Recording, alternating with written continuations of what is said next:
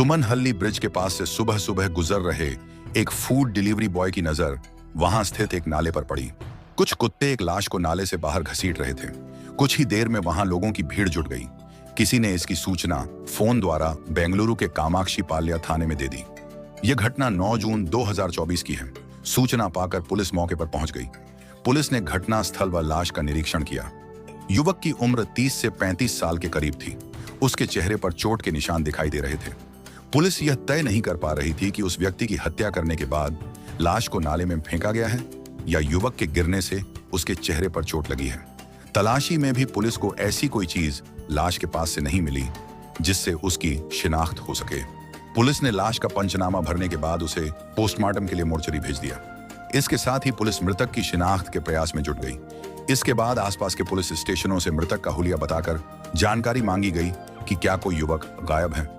Bengaluru police को पता चला कि निकट के थाने में एक महिला ने 9 जून 2024 की सुबह ही इसी हुलिया के अपने बेटे की गुमशुदगी कामाक्षी पाल्या थाने में दर्ज कराई थी कि उसका 33 वर्षीय बेटा रेणुका स्वामी, जो चित्रदुर्ग में स्थित अपोलो फार्मेसी में काम करता था, 8 जून से लापता है। उसका मोबाइल फोन भी बंद है। रोजाना की तरह उस दिन भी वह घर से फार्मेसी जाने के लिए निकला था। इस जानकारी के बाद थाना पुलिस रेणुका स्वामी के घर पहुंची और उसकी मां को अपने साथ मोर्चरी ले गई। मां को नाले से बरामद लाश और कपड़े को दिखाए। मां ने लाश और कपड़ों को देखते ही पहचान लिया और पुलिस को बताया कि यह उसका बेटा रेणुका स्वामी ही है। मृतक की शिनाख्त हो जाने पर पुलिस ने चैन की सांस ली। पोस्टमार्टम रिपोर्ट आने के बाद पता चला कि युवक की पीट कर हत्या की गई थी। हत्या भी इतने क्रूर तरीके से की गई थी कि मृतक की जीभ काट ली गई थी और जबड़ा तोड़ दिया गया था। उसके शरीर पर 15 चोटों के निशान थे। यानी युवक की बेहरमी से दूसरी जगह हत्या करने के बाद लाश को नाले में फेंका गया था। पुलिस जांच में पता चला कि फार्मेसी की दुकान में काम करने वाला रेणुका स्वामी एक सीधा सादा नौजवान था। उसकी किसी से कोई रंजिश नहीं थी। वह नशा भी नहीं करता था, न किसी गलत सोहबत में था। वह अमीर भी नहीं था जिससे लगे कि किसी ने फिरौती के लिए उसका अपहरण किया हो। पुलिस अपनी जांच को आगे बढ़ा ही रही थी कि 10 जून को 3 लोग अचानक कामाक्षी पाल्या थाने जा पहुंचे। उन्होंने पुलिस को बताया कि नाले से बरामद लाश वाले रेणुका स्वामी की उन लोगों ने मिलकर हत्या की है। यह सुनकर पुलिस हैरान रह गई, क्योंकि पुलिस को अब तक हथियारों के बारे में कोई सुराग नहीं मिला था। फिर अचानक अपराध करने वाले स्वयं ही थाने आकर हत्या करने की बात कबूल कर रहे थे। पुलिस ने उनसे पूछा कि रेणुका स्वामी की हत्या तुम लोगों ने क्यों की? इस पर उन लोगों ने पुलिस को बताया कि रेणुका स्वामी से रुपयों का लेन देन था। इसी के चलते उससे झगड़ा हो गया और उन्होंने गुस्से में उसे मार डाला। लाश को सुमनहल्ली पुल के पास नाले में फेंक दिया था। पुलिस ने तीनों की बात को सच मानकर उन्हें लॉकअप में बंद दिया और युवक की हत्या की गुत्थी अपने आप सुलझ जाने और कातिलों के पकड़े जाने पर राहत महसूस की। पुलिस हत्या के मामले में तीनों हत्या आरोपियों का चालान करने की तैयारी कर ही रही थी कि अचानक पुलिस कमिश्नर बी दयानंद और डीसीपीएस गिरीश थाने पहुंच गए। उन्होंने रेणुका स्वामी की हत्या के संबंध में अब तक हुई जांच प्रगति के संबंध में जांच कर रहे पुलिस अधिकारी से जानकारी मांगी। आईओ ने उन्हें बताया गया कि रेणुका स्वामी की हत्या में शामिल 3 आरोपियों ने पुलिस के डर से स्वयं थाने आकर आज आत्मसमर्पण कर हत्या करने की बात कबूल कर ली है। जांच अधिकारी की यह बात सुनकर पुलिस कमिश्नर बी दयानंद चौंक गए, क्योंकि अपराधी अपराध करने के बाद भागता है और यहाँ तो 1-2 नहीं, तीनों ही आरोपी थाने आकर अपना अपराध कबूल कर रहे हैं। ये बात उन्हें खटक रही थी। उन्होंने तीनों आरोपियों से अलग अलग पूछताछ की। मृतक से तुम्हारी क्या दुश्मनी थी? उसे किस जगह पर और क्यों मारा? तीनों ही अपराधियों के बयान अलग अलग थे।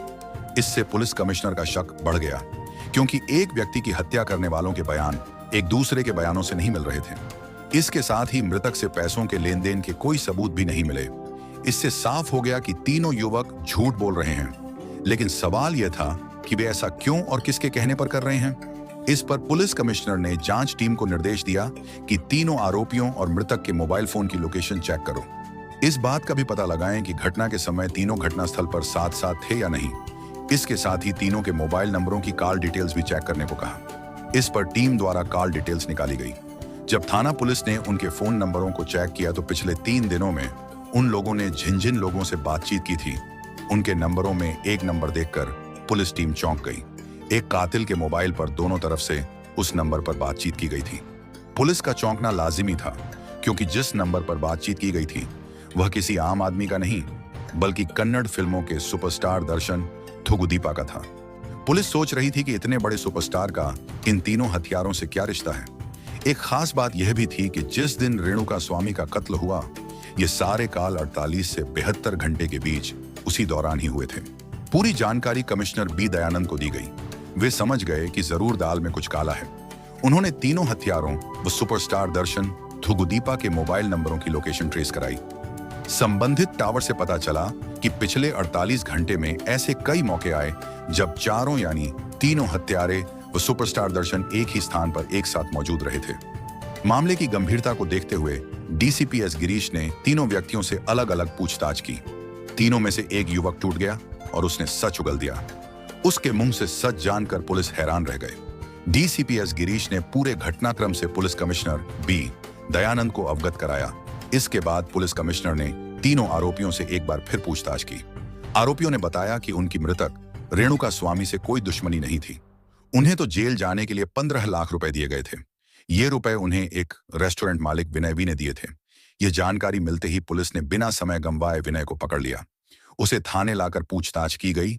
तब यह बात सामने आई कि विनय फिल्म अभिनेता दर्शन थुगुदीपा का करीबी है। साउथ फिल्म इंडस्ट्रीज के सुपरस्टार दर्शन थुगुदीपा के इस हत्याकांड में शामिल होने की जानकारी मिलते ही पुलिस ने कार्रवाई तेज कर दी। इसके बाद पुलिस के हाथ व सीसीटीवी फुटेज भी लग गए, जिसमें एक्टर दर्शन थुगुदीपा अपनी लाल रंग की जीप में उस जगह के आसपास देखा गया जहां रेणुका स्वामी की हत्या की गई थी। कॉल डिटेल्स से पूरी कहानी साफ हो गई कि सुपरस्टार दर्शन से सरेंडर करने वाले आरोपियों व अन्य की कई बार बातचीत हुई थी। बस यहीं से दर्शन पुलिस जांच के घेरे में आ गया। दर्शन के खिलाफ इतने पुख्ता सबूत मिलने के बाद केवल उसे गिरफ्तार करना ही बाकी रह गया था। पुलिस की जानकारी में आया कि दर्शन थुगुदीपा अपनी एक फिल्म की शूटिंग के लिए मैसूर गया हुआ है। असिस्टेंट कमिश्नर चंदन कुमार और उनकी टीम मैसूर के उस होटल में पहुंची जहां दर्शन ठहरा हुआ था। उन्होंने दर्शन थुगुदीपा को अपने साथ चलने को कहा। दर्शन को यह समझते देर नहीं लगी कि पुलिस उसे अपने साथ क्यों ले जा रही है, लेकिन उसने पुलिस से इस संबंध में कोई प्रश्न नहीं किया। दर्शन थुगुदीपा ने पुलिस से कहा कि आप लोग अपनी जीप में जाएं, मैं अपनी कार से चलूंगा। दर्शन की 3 करोड़ की लैंड रोवर कार होटल की पार्किंग में मौजूद थी। पुलिस ने दर्शन की बात नहीं मानी और उसे गिरफ्तार कर अपनी जीप से ही थाने ले आई। सुपरस्टार दर्शन की जिंदगी ने 11 जून को नया मोड़ ले लिया था। इसके बाद दर्शन की को एक्ट्रेस व प्रेमिका पवित्रा गौड़ा को भी पुलिस ने गिरफ्तार कर लिया। सुपरस्टार दर्शन व उसकी सह अभिनेत्री पवित्रा की गिरफ्तारी के साथ ही इस मामले से जुड़े दर्शन के करीबियों को भी गिरफ्तार कर लिया गया। सुपरस्टार दर्शन की गिरफ्तारी की खबर जंगल की आग की तरह कन्नड़ फिल्म इंडस्ट्री और पूरे बेंगलुरु में फैल गई। प्रिंट और इलेक्ट्रॉनिक मीडिया पर चली इस खबर ने हलचल मचा दी। एक्टर दर्शन व अभिनेत्री पवित्रा की गिरफ्तारी के दूसरे दिन यानी 12 जून को पुलिस उन्हें आरआर नगर के उसी गोडाउन में ले गई जहां दर्शन के फैन रेणुका स्वामी की हत्या की गई थी। वहां पुलिस ने आरोपियों से घंटों तक पूछताछ की और यहां से रेणुका स्वामी को प्रताड़ित करने में इस्तेमाल किए गए रॉड, डंडे, रस्सी और चमड़े की बेल्ट बरामद कर ली। पवित्रा गौड़ा विवाहित है और उसकी एक बेटी है। वह पति से अलग हो चुकी है। वह फैशन डिजाइनर के अलावा बुटीक भी चलाती थी। पवित्रा को शुरू में फिल्मों में काम मिला, लेकिन बाद में काम मिलना बंद हो गया। 10 साल पहले दर्शन थुगुदीपा, जिसका प्रोडक्शन हाउस भी है, को अपनी फिल्म के लिए एक नए चेहरे की तलाश थी। उसे पवित्रा गौड़ा के बारे में जानकारी मिली। पवित्रा उसकी फिल्म के लिए उपयुक्त लगी। वह दर्शन की फिल्म में काम करने के लिए तैयार हो गई। इसके चलते पवित्रा को फिल्म में कई रोल मिल गए। कई फिल्मों में दर्शन और पवित्रा ने साथ साथ काम भी किया। धीरे धीरे पवित्रा गौड़ा और दर्शन एक दूसरे के नजदीक आ गए। दक्षिण भारत में फिल्मों का अलग ही क्रेज है। लोग फिल्मी सितारों को न सिर्फ बेइंतहा चाहते हैं, बल्कि कई तो उनकी पूजा भी करते हैं। 47 वर्षीय कन्नड़ अभिनेता दर्शन थुगुदीपा की अच्छी खासी फैन फॉलोइंग है।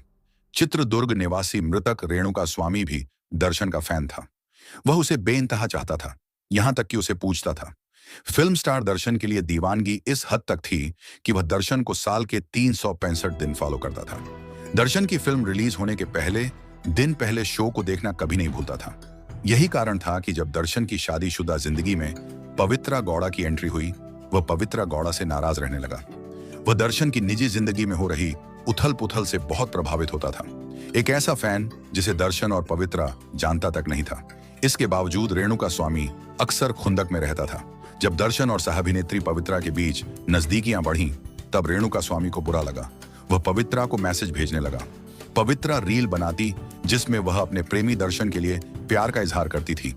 सुपरस्टार दर्शन और पवित्रा लंबे वक्त से रिलेशनशिप में थे।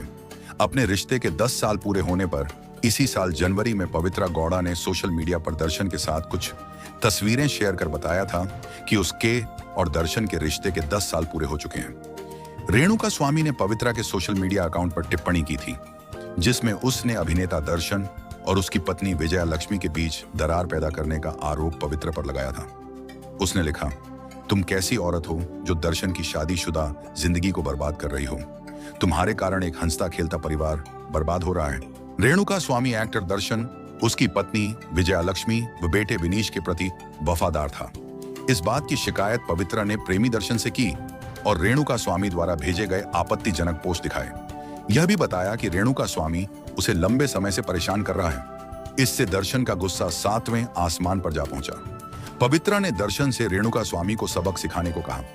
घटना से 2 महीने पहले दर्शन ने अपने एक करीबी पवन से इंस्टाग्राम पर पवित्र गौड़ा के नाम से एक फर्जी अकाउंट बनवाया। इस अकाउंट से रेणुका स्वामी से कांटेक्ट किया गया। रेणुका इस फर्जी अकाउंट को असली समझ बैठा, लिहाजा उसने अभिनेत्री पवित्रा को भद्दी भद्दी गालियां लिखी। इतना ही नहीं, उसने जून के पहले सप्ताह में पवित्रा के लिए अभद्र भाषा और आपत्तिजनक मैसेज पोस्ट किए थे। बताया तो यह भी जाता है कि रेणुका स्वामी ने अपने प्राइवेट पार्टनर्स की तस्वीर भी भेजी और लिखा कि यह दर्शन से बेहतर है। पवन ने रेणुका स्वामी के कमेंट्स, तस्वीरें दर्शन को दिखाए, जिससे दर्शन भड़क गया। उसने रेणुका स्वामी को ठिकाने लगाने की ठान ली। दर्शन को पता चला कि पवित्रा को अश्लील मैसेज भेजने वाला उसका फैन रेणुका स्वामी चित्रदुर्ग में रहता है। इस पर दर्शन ने चित्रदुर्ग में अपने फैन क्लब के संयोजक राघवेंद्र उर्फ रघु को रेणुका स्वामी के बारे में जानकारी जुटाने के लिए कहा। रघु ने जानकारी जुटाने के बाद दर्शन को सारी बात बता दी। इसके बाद 30 लाख रुपए में दर्शन ने रेणुका स्वामी की हत्या की सुपारी अपने गुर्गों को दे दी। 8 जून को राघवेंद्र उर्फ रघु ने चित्रदुर्ग में रेणुका स्वामी को फोन किया और बातों ही बातों में बताया कि वह सुपरस्टार दर्शन का फैन क्लब चलाता है। अभिनेता दर्शन से मिलने का मौका देने की बात कही। यह जानकर रेणुका स्वामी की खुशी का ठिकाना नहीं रहा कि वर्षों की उसकी मुराद पूरी होने जा रही है। वह अपने स्टार दर्शन थुगुदीपा से मिलने के लिए उसके साथ उसी समय जाने को तैयार हो गया। दर्शन के गुर्गे पिछले कई दिनों से रेणुका स्वामी को ट्रैक करने की कोशिश में थे और जैसे ही उन्होंने उसके सामने दर्शन से मीटिंग का चारा फेंका, वह खुद ब खुद उनके जाल में आ गया। राघवेंद्र के बुलाने पर वह अपनी स्कूटी लेकर चित्रदुर्ग के छल्लाखेरे इलाके में पहुंचा और वहां पहुंचकर उसने रघु को फोन किया। इसके बाद रघु ने रेणुका से मुलाकात की और उसी दिन उसे एक कार से अपने साथ बेंगलुरु ले गया। रास्ते में बाकी गुर्गे भी मिले, जिन्हें साथ ले लिया। उसे दर्शन से मिलवाने के बहाने आरआर नगर के पट्टन वड्डागेरे स्थित विनय के गोडाउन में ले जाया गया, जहां उसे रखा गया। इस तरह धोखे से उसे अगवा कर लिया। वहां आने के कुछ देर बाद ही सुपरस्टार दर्शन के गुर्गे आ धमके और रेणुका स्वामी को रस्सी से बांधने के बाद रॉड, डंडों व बेल्ट से पीटने लगे।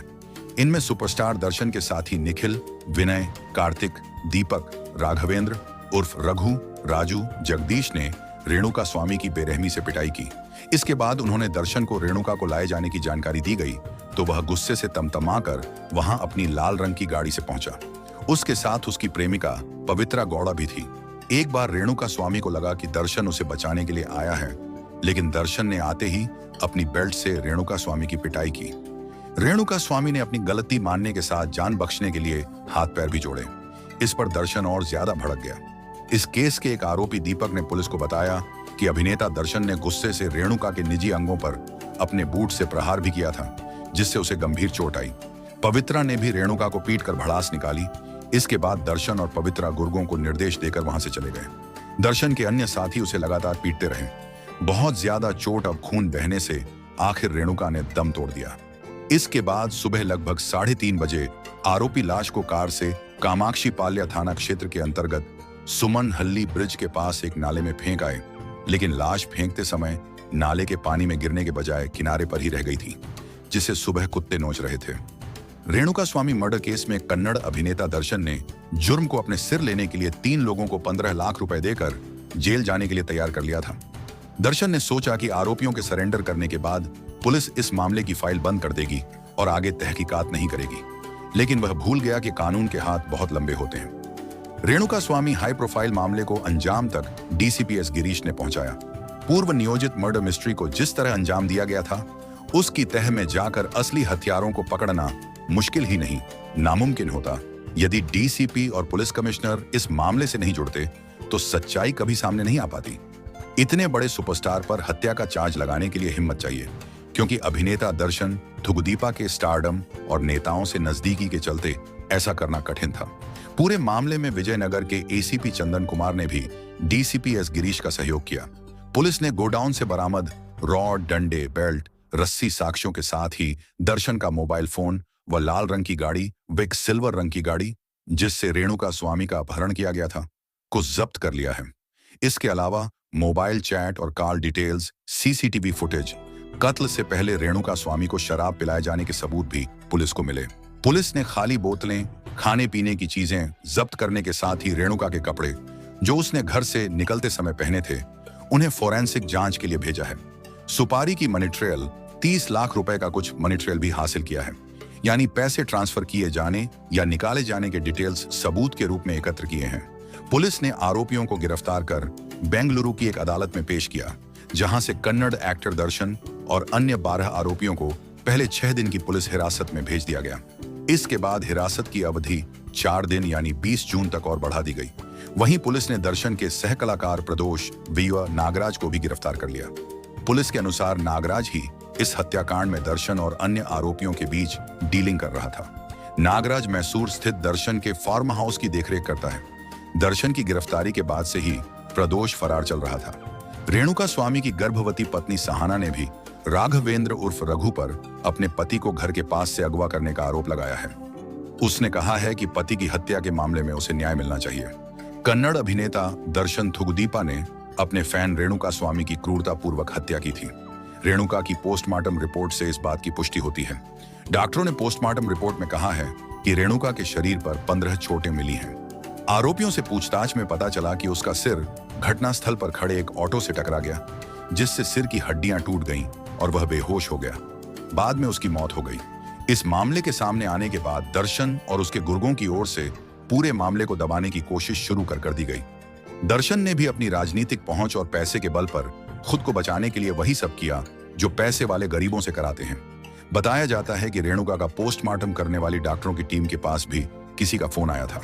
फोन करने वाले ने 1 करोड़ देकर पोस्टमार्टम रिपोर्ट में मौत का कारण कत्ल नहीं बल्कि नेचुरल डेथ दर्शाने को कहा था, लेकिन डॉक्टरों की टीम ने इस ऑफर को ठुकरा दिया। इस बात को पुलिस के संज्ञान में भी लाया गया है। इस शिकायत ने कर्नाटक में नया भूचाल ला दिया है। पुलिस अधिकारियों की जांच में दर्शन का पूरा भांडा फूट गया। इस मामले में पवित्रा गौड़ा को पहला व दर्शन थुगुदीपा को दूसरे नंबर का आरोपी बनाया गया है।